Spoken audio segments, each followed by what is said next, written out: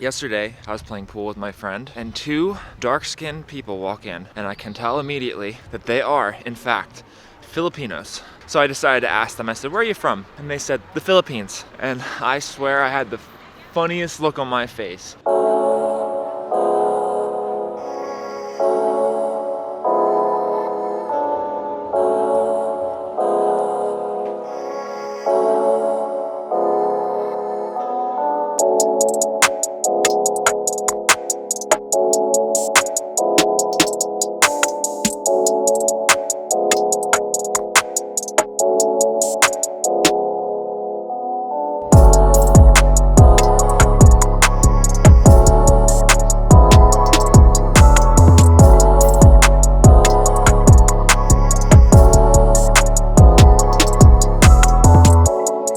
So I'm here in Munich.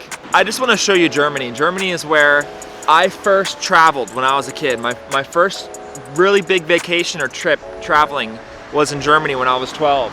And this brings back a lot of awesome travel memories of mine. Fond travel memories. I know how to speak a little German. I know my way around. And I just want to show you a little bit of my ancestors' culture and history. You know what? Let me tell you a bit of their story, because their story is quite incredible. They're actually Americans, the Filipinos, and they grew up in the Philippines. Their mom lived in America and worked there since they were like 6 or 7, and they had only seen her like once every 3 to 5 years. And that's just like the sad reality of Philippines sometimes, you know, like the lack of opportunity tears people apart. Families apart. So the good news is they came to America and they basically went right into the military. Like, they're in the military. And that was so cool because, like, one, you know, they became American citizens and they're contributing to our country. That's the thing. Like, a lot of times with immigration and things like that, you hear like, oh, what are they contributing to our country? No, like Filipinos, like those people were contributing to our country in the best way possible. As far as I'm concerned, going into the military is the best way to contribute to a country. And now they freaking go around and they fix helicopters. And the other girl that was with them, who was also a Filipina, she's in public affairs with the military as well, the army. So it's just super cool. Like, really had a lot of fun meeting them. We talked for hours. We must have played like 10 to 12 games of pool, and that was a really, really cool thing. Anyway, I'm gonna stop talking now. That's my story.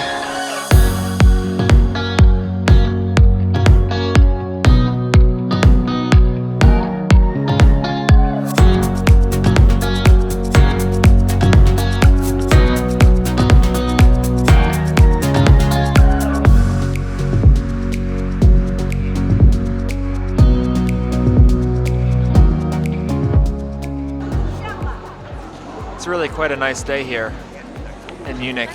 Yesterday wasn't that great, but today it's much better. It's still hoodie weather, which is really surprising to me. I haven't worn a hoodie in like basically a year, so I had to buy this. I don't think I'm gonna use this anymore after the trip though, because for some reason it's like 60 to 65 degrees right now in Munich, and it's just cold. It almost feels like an October day. There's so much German behind this glass here. It's a little ridiculous.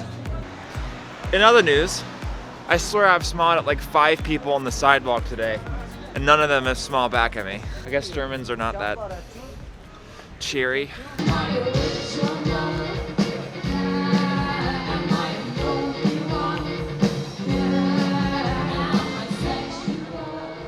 Backstreet's back in Munich. One thing that you need to know about Germany is they have really great bread. They have good sweets too. I'm trying to see. They have good apple strudel. Really good apple strudel. They have good pretzels. Normally, like in breakfast time, you eat bread with like cheese and ham or something like that. Wiener Strudel. That must be like meat strudel. Apple Schnecke, which means apple. I don't know what Schnecke means. That's Käsekuchen. Käsekuchen, which means cheesecake. Käse is cheese.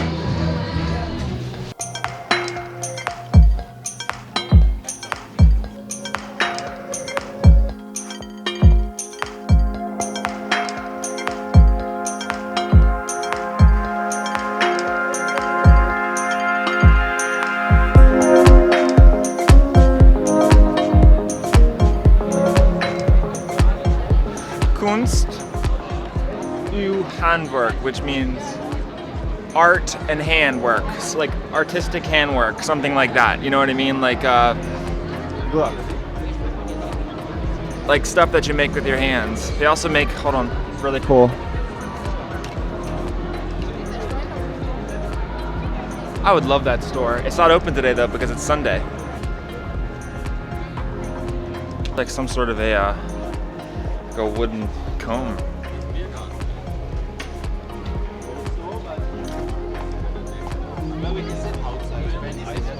I like stuff like that. It's sand. Yeah, he's sculpting sand. One more thing that I find cool about Deutschland, actually two things. Okay, one, look at this car here. Small. It's a small compact car. There's a lot of those in Europe and Germany. I think that's pretty interesting. But also a lot of people like to bike around Europe. So there's bikes everywhere. I don't know why I haven't gotten one yet, because you can rent them from my hostel. Maybe I'll rent it later. But anyway, yeah, you can rent bikes, and you can. A lot of people just ride the bikes around. I think that's really awesome, actually. So restaurants, market, Kochschule. Kochschule just means cooking school. Kochen, cook, Schule, school, cooking school.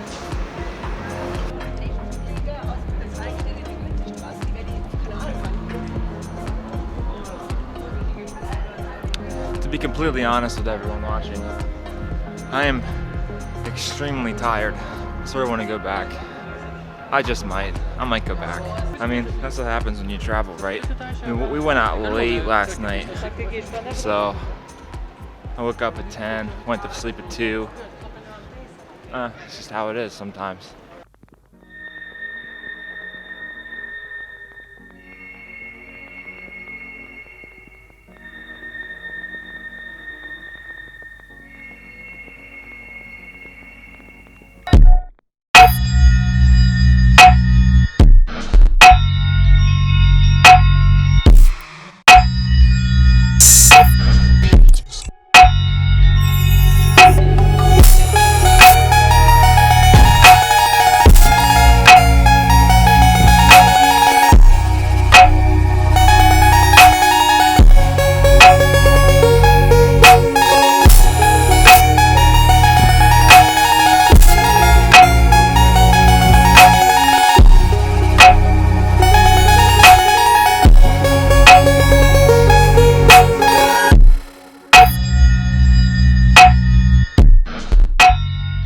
So as you can already tell, I went to a beautiful place called Interlaken, Switzerland.